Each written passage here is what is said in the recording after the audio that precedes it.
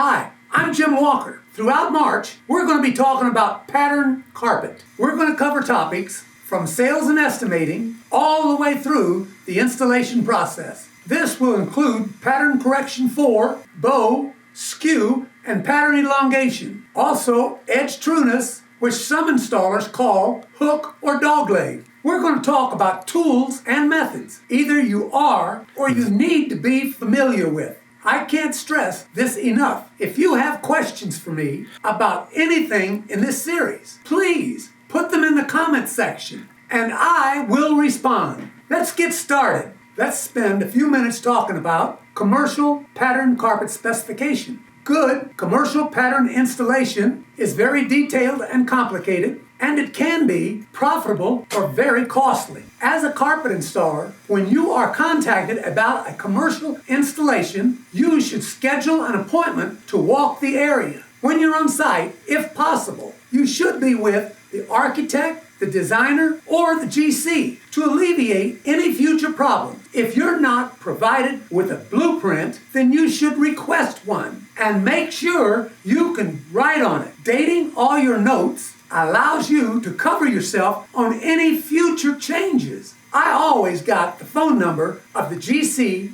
and the foreman so that I could contact them during the entire installation if there was a question. While you're walking the area, carry your blueprint and make notes. Label where the different floor coverings go, label any conditions or issues with the substrate, and pay special attention to the expansion joints. Ask your contact who is responsible for this work. Either they have to prepare the substrate or they're going to pay you to do it. Find out if the installation is going to be direct glue or attached cushion or install stretch-in over cushion. All three have different installation requirements. You need to tell your contact that the floors must be broom swept before the installation. However, you and I both know that's not going to happen. What you're doing here is covering future liability. Make sure that the GC knows other trades can't be in your work area. All sheetrock, mud, and debris must be removed from your floor. You must be familiar with the special conditions of concrete. Either you have to be provided with or take readings for moisture and alkalinity and floor levelness. You'll need to know whether you're going to be responsible for this or the general contract. Get it in writing. If you're responsible, there is a charge for this service. Also, while you're doing the walkthrough, ask if any sealers will be applied to this concrete. That may affect your adhesive, and you need to know how. If necessary, bonding fees should be included in your bid. Also, you need to know whether or not there's going to be on-site storage for that carpet, and will it be secured? Explain to your contact or the GC the area must be heated according to manufacturer's recommendations, and that temperature must be maintained throughout the installation. The heat cannot be turned off at night. We know it probably won't happen, but that temperature should be turned on 48 hours in advance, and proper ventilation is a must. If the area is occupied and the air conditioner is in use, you must have that air conditioner on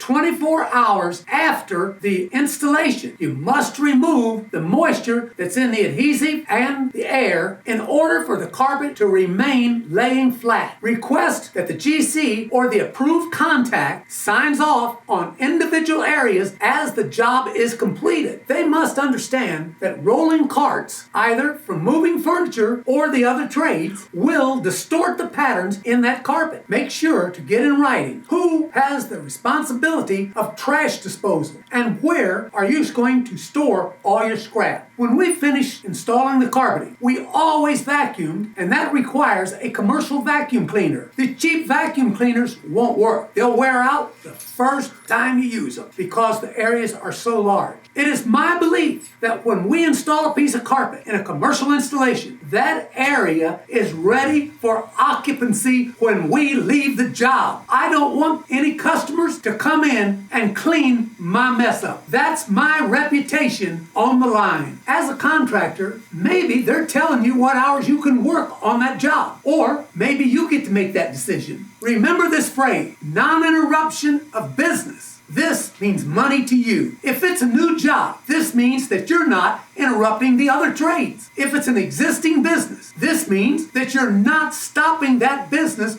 from making money. You could work overnight or weekends, and you will charge for that. Don't let people take advantage of you. You only have time and talent to sell, and you are stealing your time from your family. There's one more thing. Always read the manufacturer's guidelines. They may have specifications for cushion or adhesives or installation guidelines, such as a specific notch trowel. I can't tell you how many times I've inspected a job and seen the wrong notch trowel was used to apply the adhesive. This is the installer's responsibility. I can't stress enough that the manufacturer's installation guidelines should be followed. If you're doing this kind of work, you know you can make good money in commercial pattern. But if you don't have the experience and the knowledge, there's big liability. Our next video will cover the specification of residential pattern carpets. I'm going to cover carpets from high-end manufacturers like Karastan through printed patterns that don't require as much skill. I hope to see you next time. And remember,